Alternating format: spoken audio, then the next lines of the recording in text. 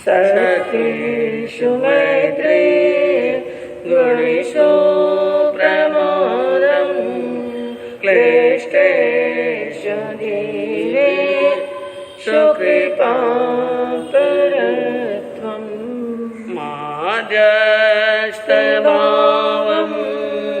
विपरीतवृत्तौ सदा ममात्मा विदधातु देव सदा ममात्मा विदधातु देव। अहिंसा के अग्रदूत, त्रयकाल दृष्टा, भवी जीवों के तारणहार, शासनेश प्रभु श्रमण भगवान महावीर स्वामी के चरणों में कोटि कोटि वंदन। दीन दुखियों के मसीहा, करुणा के सागर, परम पूज्य गुरुदेव श्रमण सूर्य मर्दर केसरी श्रीमल जी महाराज साहब के चरणों में कोटि कोटि वंदन। पाठ पर विराजमान परम श्रद्धेया, परम विदुषी, मधुर व्याख्यानी, सरल मना पूज्य गुरुनाथ जी महाराज साहब के चरणों में कोटि कोटि वंदन। धर्म प्रेमी बंधुओं, शीलवती माताएं बहनों, श्रमण भगवान महावीर स्वामी ने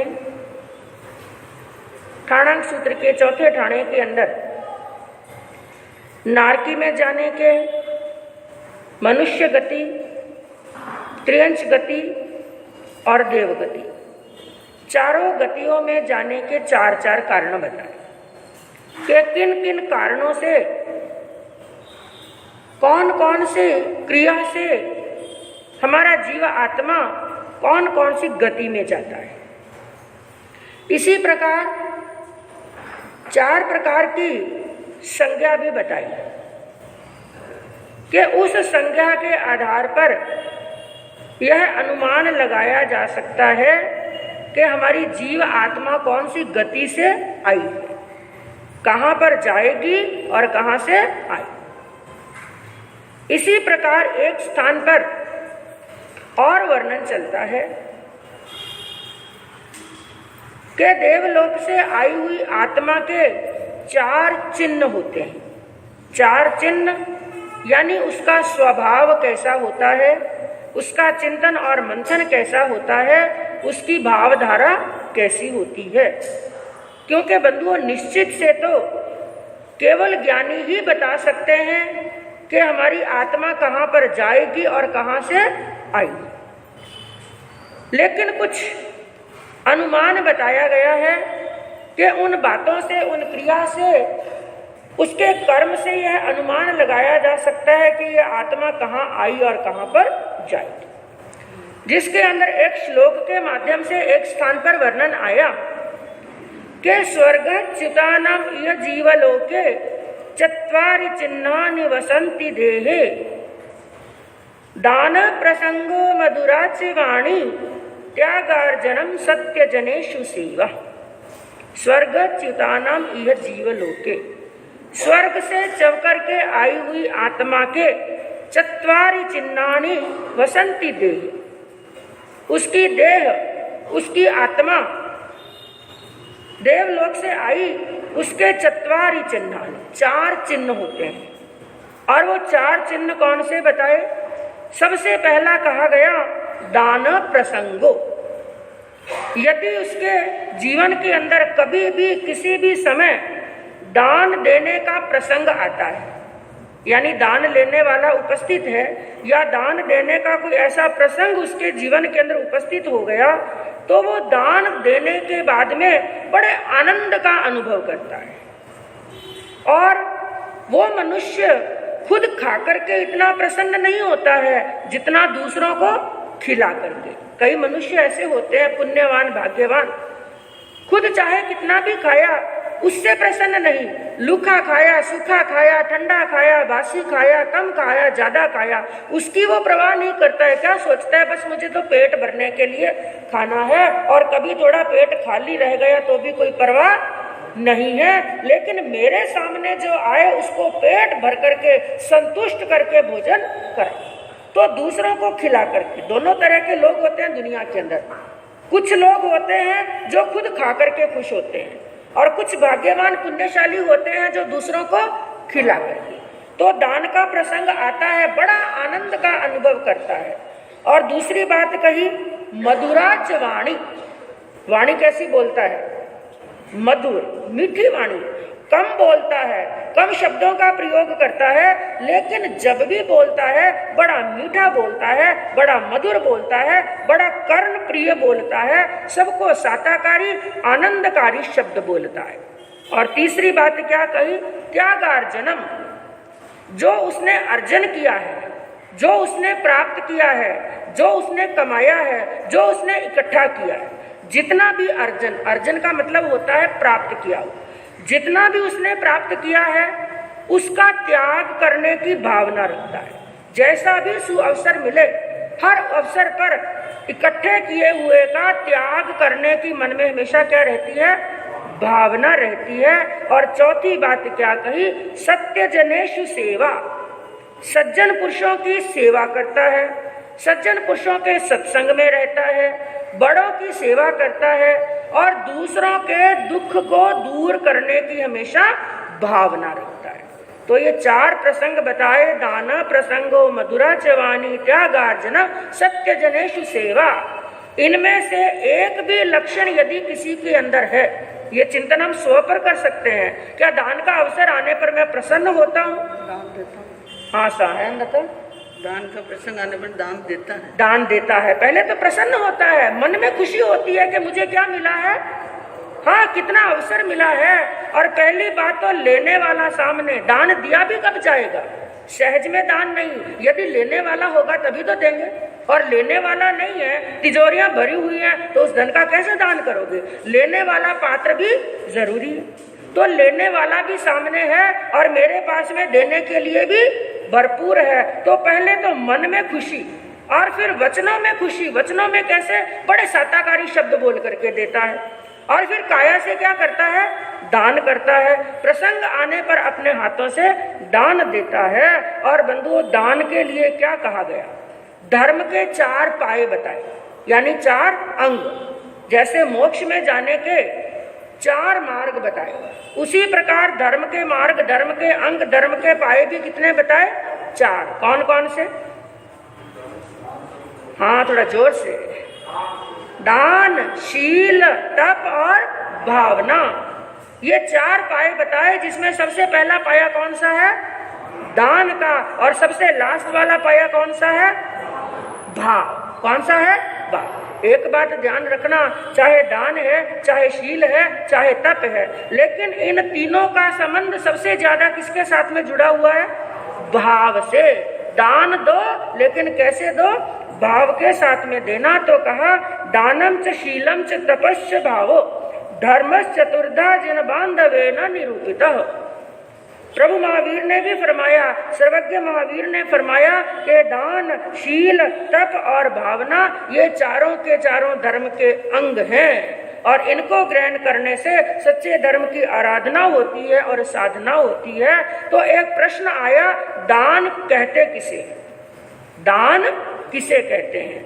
तो किसी ने अपने अनुभव के आधार पर एक परिभाषा दी, दीयते इति दानम। दीयते इति दानम अर्थात जो दिया जाता है वो दान है। लेकिन किसी दूसरे ज्ञानी ने कहा यह परिभाषा दान की दी तो सही, लेकिन पूर्ण परिभाषा नहीं है, यह अधूरी परिभाषा है। क्योंकि कभी यदि केवल देना ही दान होता, इसमें कहा जो दिया जाता है वो दान होता है। ध्यान से सुनना बंधो, ये दान, क्योंकि आप एक श्रावक हैं और श्रावक का कर्तव्य क्या है? दान देना। और एक श्रावक सुश्रावक के लिए कहा कि सुश्रावक एक साधु को भी 14 प्रकार का दान देता है। पात्र को भी दान देता है, सुपात्र को भी दान देता है, साधु को भी दान देता है, गरीब दीनहीन को भी क्या देता है? दान। और दान देना चाहिए। प्रभु ने आज दिया है, पुण्यवानी से प्राप्त हुआ है, तो दोनों हाथों से लुटाना चाहिए। तो परिभाषा दी, दीयते इति दानम, जो दिया जाता है उसे दान कहते हैं। लेकिन और किसी ज्ञानी ने कहा यह परिभाषा तो दी, लेकिन यह परिभाषा पूर्ण नहीं है।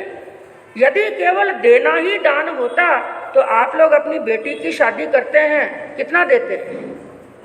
मनुष्य कई बार अपनी हैसियत से भी ज्यादा दे देता, अपने जीवन भर का कमाया हुआ बेटे की और बेटी की शादी में लगा देता है। और कई बार तो एक बाप अपनी बेटी के शादी के अंदर अपने सिर पर कर्जा भी ले लेता है, अपने घर को मकान को भी बेच देता है, जमीन जायदाद को भी बेच देता है। और जिनके पास में है तो 2 करोड़ 4 करोड़ 5 करोड़ भी खर्चा करते हैं।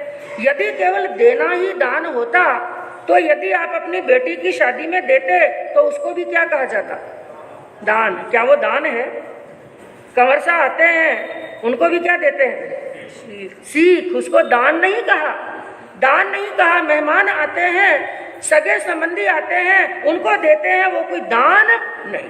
तो केवल दिया जाए उसको दान, यह परिभाषा सही नहीं है। तो सही परिभाषा कौन सी? उसका उत्तर देते हुए कहा सही परिभाषा है दान की स्वपरोपकारार्थम वितरणम दानम। सच्चा दान वो होता है जो खुद के और पर के उपकार के लिए दिया जाता है। इसको भी ध्यान से समझाने का प्रयास करूंगी। खुद के यानी स्व के और पर के उपकार के लिए दिया जाता है, वो क्या होता है? दान। पर का उपकार तो आप समझ गए, दूसरे पर उपकार करने के लिए। कोई भूखा है उसको भोजन कराया तो उपकार किया, कोई बीमार है औषधि दी तो उपकार किया, कोई नंगा है वस्त्र दिए आपने उसको दान दिया तो आपने क्या किया? उपकार। तो पर तो उपकार कर लिया, लेकिन स्व पर उपकार वो कैसे? जरूरतमंद को किया वो तो पर उपकार हो गया, लेकिन यहाँ पर उपकार किस किस पर करना है? खुद पर भी। अब आप सोचेंगे दान देंगे, हमने खुद पर उपकार कैसे किया? तो उसका उत्तर देते हुए ज्ञानियों ने कहा दान देने वाला स्व पर उपकार कैसे करता है? क्योंकि बंधुओं जब हम दान देते हैं, किसी गरीब को, दीन को, दुखी को दान देते हैं, उसके मुख से क्या निकलता है? दुआ निकलती है, आशीर्वाद निकलता है। और जो वो दुआ निकलती है, जो आशीर्वाद निकलता है, जो पुण्यवानी बांधते हैं, तो हमारे या तो जो अशुभ कर्म है उनकी निर्जरा हो जाती है। यदि उनकी निर्जरा नहीं हुई तो नए अच्छे कर्मों का क्या होता है? बंद होता है। या फिर अशुभ कर्म शुभ कर्म में परिवर्तित। 3 बातें बताई। या तो अशुभ कर्मों की निर्जरा यानी समाप्त हो गए, या अशुभ कर्म किसमें परिवर्तित हो गए? शुभ में परिवर्तित हो गए। अगर ये भी नहीं हुआ तो शुभ कर्मों का क्या हो जाता है? बंद। शुभ कर्म धीरे धीरे धीरे धीरे दान करते करते करते, आशीर्वाद लेते लेते शुभ कर्मों का इतनी बड़ी भार हो जाता है कि अशुभ कर्म कम पड़ जाते हैं और शुभ कर्म का पलड़ा क्या होता है? भारी। तो शुभ कर्म ज्यादा हो गए, अशुभ कर्म क्या हो गए? कम। इससे क्या होगा कि जब अशुभ कर्म हमारे उदय में आएंगे ना, अब एक तरफ तो एक राजा है जिसके पास में 1000 सैनिक है, 1000 सैनिक है। एक तरफ एक राजा है जिसके पास में 5000 सैनिक है, अस्त्र शस्त्र सबके पास में है, लेकिन 1000 सैनिक और एक के पास में 5000 सैनिक, कौन किस पर भारी पड़े? 5000 वाला 1000 पर। उसी प्रकार मान लो अशुभ कर्म हमारे 1000 हैं और हमने दान कर करके शुभ कर्मों का बंद कितना कर लिया? 5000 जितना। तो हमारे शुभ कर्म अशुभ कर्मों के ऊपर क्या पड़ जाएंगे? भारी। तो जब हमारे अशुभ कर्म उदय में आएंगे, लेकिन वो इतना प्रभाव नहीं डाल सकेंगे क्योंकि पलड़ा किसका भारी है? शुभ कर्मों का। तो ये उपकार हमने किस पर किया? हाँ, खुद पर किया। तो सच्चा दान वो होता है जिस समय हम दूसरे पर भी उपकार करते हैं, लेकिन दूसरे पर उपकार बाद में सबसे पहला उपकार किस पर होता है? खुद पर होता है। और दान करते समय बंधुओं एक चीज का और ध्यान रखना, दान के लिए एक आवश्यक बात बताई गई। दान कौन कर सकता है? जो वस्तु पर से अपना ममत्व हटाता है, जो धन पर से अपना ममत्व हटाता है। जिसने ममत्व हटाया वही दान कर सकता है, और जिसने अपने धन से वस्तु से ममत्व नहीं हटाया वो कभी दान करने वाला नहीं है। मन के अंदर या तो श्रद्धा के भाव आए या अनुकंपा के भाव आए, वही दान हमारा सच्चा दान हो सकता है। दान करना चाहिए शुद्ध और दान देना चाहिए निर्दोष। दान भी क्या देना चाहिए। हाँ, क्योंकि जैसे समकित के दूषण भी बताए, समकित के भूषण भी बताए। हर चीज के अंदर पॉजिटिव भी होता है और नेगेटिव भी होता है। इसी प्रकार दान को सदोष भी बताया गया और निर्दोष भी बताया। दान देते समय कई प्रकार की गलतियां कर लेते हैं, इसको भी आप हो सके तो नोट कर लेना, याद रहेगा। दान करते समय भावना कैसी होनी चाहिए। एक व्यक्ति वो है, एक व्यक्ति, दो व्यक्ति दान कर रहे हैं। एक व्यक्ति वो है जो जलती हुई अग्नि के अंदर घी डाल रहा है, एक व्यक्ति वो है जो राख के अंदर घी डाल रहा है। किसमें डाल रहा है? राख में घी डालने से क्या होगा? सब वेस्ट हो जाएगा। और अग्नि में घी डालेगा तो अग्नि और प्रज्वलित होगी। तो जो दोष रहित दान करता है, जिसके अंदर कोई दोष नहीं, दोष रहित दान कर रहा है, उसका दान तो घी में अग्नि डाले जैसा है। जो एक दोषों सहित दान कर रहा है, वो राख में घी डाले जैसा है। यानी दान तो दे रहे हैं, संपत्ति दी, धन दिया, खूब दिया, लेकिन जो पुण्यवानी का बंधन करना था वो पुण्यवानी को नहीं बांध सका। संक्षिप्त के अंदर बताऊं, दान के 5 दूषण होते हैं। दूषण यानी दोष। और वो दोष कौन से बताए? कहा कि अनादरे विलंबश्च वै मुख्यम विप्रियम वच पश्चातापम च पंचापि संदानम दूषयन्ते। 5 बातें बताई। सबसे पहली बात, अनादर पूर्वक दान देते समय। कईयों को हमने भी ऐसे देखा है, दान देते हैं लेकिन कैसे देते हैं? अनादर। सामने वाले को फटकार लगा करके अनादर से, अपमान से देते हैं। और जैसे दान लेने वाला कोई सामने आया तो मन के अंदर कईयों के विचार आ जाता है उसके पास में दे सकता है, लेकिन पहले मन के भाव अशुद्ध हो जाते हैं। क्या सोचते हैं? आ गए सुबह सुबह जम के समान, सुबह सुबह मांगने के लिए आ गए। एक कहावत है ना, गांव अभी बसा नहीं और मांगते पहले आ। ऐसे ऐसे डायलॉग निकलते हैं। आ गए सुबह सुबह यहाँ पर जम के समान, दूध के समान, राक्षस के समान भिखारी लोग मांगने के। ऐसा सोचा, ऐसे शब्द कहे और फिर उनको क्या दिया? दान। ये आपने क्या किया? अनादर। अनादर तो किया, लेकिन 2 प्रकार का दान। एक तो अग्नि में घी डाल रहा है और एक अनादर पूर्वक दान दिया। पैसा भी दिया, कपड़े भी दिए, भोजन भी दिया, लेकिन राख में क्या डाल दिया? घी डालने का काम कर दिया। और दूसरी बात कही, विलंबे, विलंब करता है। बहने बातें में विलंब यानी मांगने वाला द्वार पर आ गया और अपने काम में लगे हुए हैं और क्या सोचते हैं? आया है मांगने के लिए, मैंने बुलाया थोड़ी है। हाँ, मैंने तो बुलाया नहीं, बैठा रहेगा। अगर ऐसा कोई जरूरी काम होगा तो चला जाए, भाई मेरे को क्या लेना देना। आधा घंटा, 1 घंटा निकल गया, उसको तो आवश्यकता है, हो सकता है वो बैठा रहेगा, लेकिन आपने क्या कर दी? देर करने वाले को उस समय ये सोचना चाहिए, मेरे जीवन का एक क्षण का भी भरोसा नहीं। आज मुझे अवसर मिला है, ऐसा क्षण मुझे मिला है, हाथों हाथ क्या ले लेना चाहिए? लाभ और दान दे देना चाहिए। और तीसरी बात कही, विमुक्ता, विमुख हो जाना। यानी सामने कोई मांगने वाला आया और क्या मोड़ लिया? मुंह, देखा अनदेखा कर दिया, मैंने तो इसे देखा ही नहीं है। और चौथी बात कही, अप्रिय कठोर वचन बोलकर। दान देता है लेकिन देते समय पहले 10 बातें सुनाता है। क्यों? तेरे बाप ने कमा करके रखा क्या? तूने कमा करके रखा? हट्टा कट्टा शरीर है, पूर्ण शरीर है, निरोग शरीर है, क्या कमा करके नहीं खा सकते? ऐसे कहने वाले भी बहुत मिलते हैं। ऐसे पहले 10 फटकार लगाएंगे और फिर अपनी जेब में हाथ डालेंगे। लेकिन ऐसे फटकार से दिया हुआ दान भी किसी काम का नहीं है। और 5वीं बात कही, पश्चाताप। क्या बात कही? ये घटना कईयों के साथ में होती है। जैसे मान लो कोई ऐसा क्षण सामने आया, उस समय तो बड़े भाव आ गए, सभी दान कर रहे थे, इसलिए उसने भी क्या कर दिया? दान। लेकिन दान देने के बाद में कई बार लोगों को बड़ा पश्चाताप होता है, क्यों दिया मैंने वहां पर 10,000 दिए, 20,000 दिए, क्या जरूरत थी 20,000 देने की? 1,000 रुपया देता तो भी चल जाता, मुझे देना नहीं चाहिए था। अच्छा, और कई बार क्या होता है, किसी की परिस्थिति देख करके, उसकी शरीर की स्थिति देख करके मन में दया आ गई और उस समय दान कर दिया, और बाद में पता चला अरे वो तो 1 नंबर का शराबी है। या गौशाला में दिया तो पता चला वहां के तो आगेवानी लोग ही पैसा खा जाते। ऐसा विचार, ऐसा सुना तो मन में क्या विचार आता है, मुझे देने की क्या जरूरत थी, और वो तो शराबी है, पैसा लेकर के जाएगा, सदुपयोग करेगा नहीं, और वो क्या पिएगा, शराब। मैंने तो मेरा पैसा क्या कर दिया, वेस्ट कर दिया। मैं कहूँ पहली बात तो सोच करके देना, ये बात सत्य है, सोच करके समझ करके पात्र सुपात्र कुपात्र देख करके देना, सामने वाला व्यक्ति कैसा।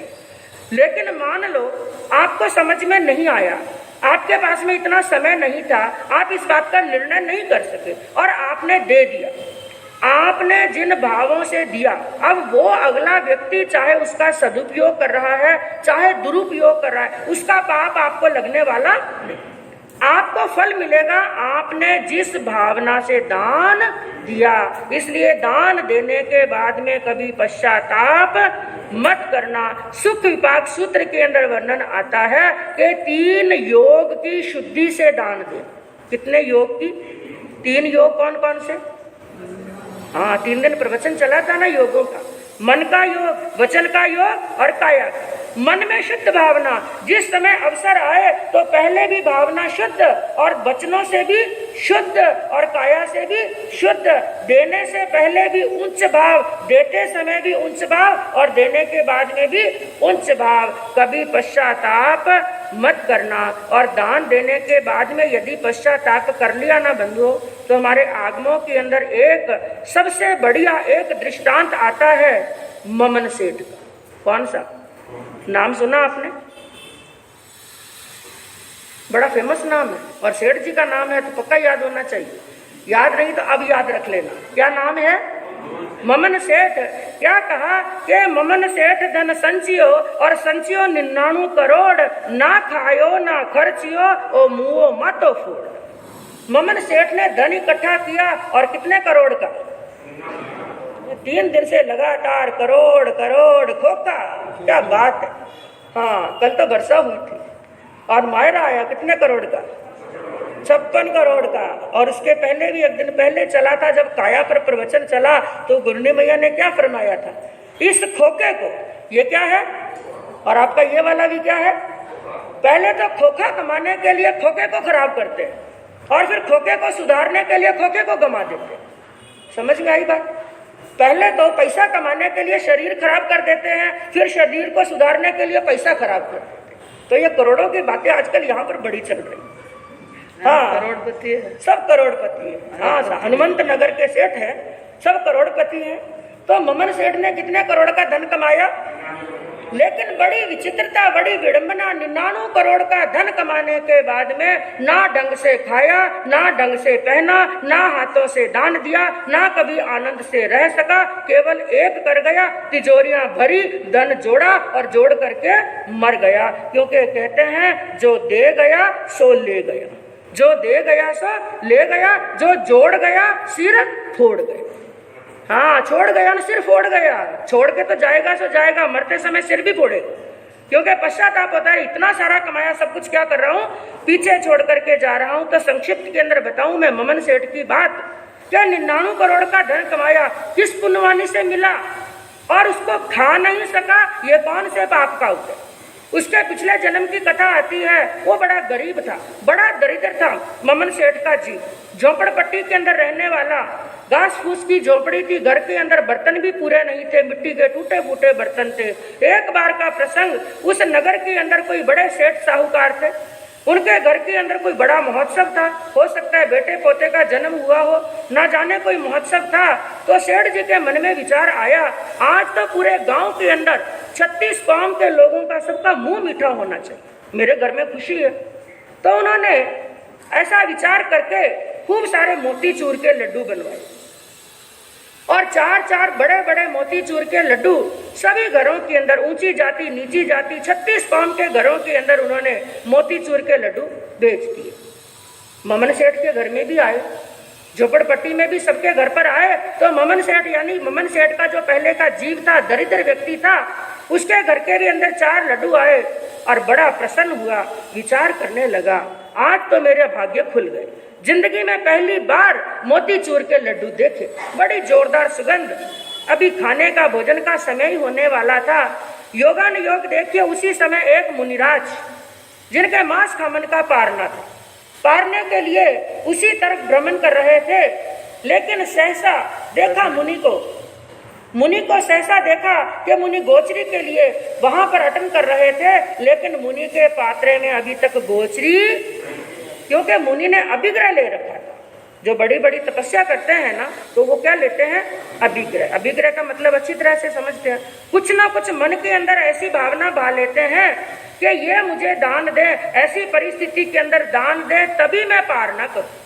तो मुनि ने क्या अभिग्रह, और बड़े बड़े संत होते हैं ऐसे ऐसे अभिग्रह ले लेते हैं जिनका फलना बड़ा मुश्किल होता है।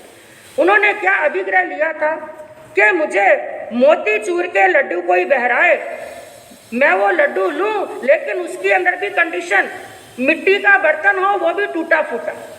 मोतीचूर के लड्डू किसमें रखे हुए हो? मिट्टी के बर्तन में, वो भी टूटे फूटे बर्तन में। अब विचार करो कि जिसके घर में टूटे हुए बर्तन हैं तो लड्डू होने वाले नहीं, अगर किसी के घर में लड्डू हैं तो बर्तन टूटे फूटे कैसे होंगे? ऐसा अभिग्रह धारण किया और वो घर घर के अंदर जा रहे थे, लेकिन अभिग्रह नहीं फला। और उसी समय उस गरीब व्यक्ति ने देखा मुनि आए। सहसा मन के अंदर भावना जगी, अरे रोज तो मेरे घर में लूखा सूखा ठंडा बासी होता है, लेकिन आज योग की बात है, मेरे घर में क्या आए?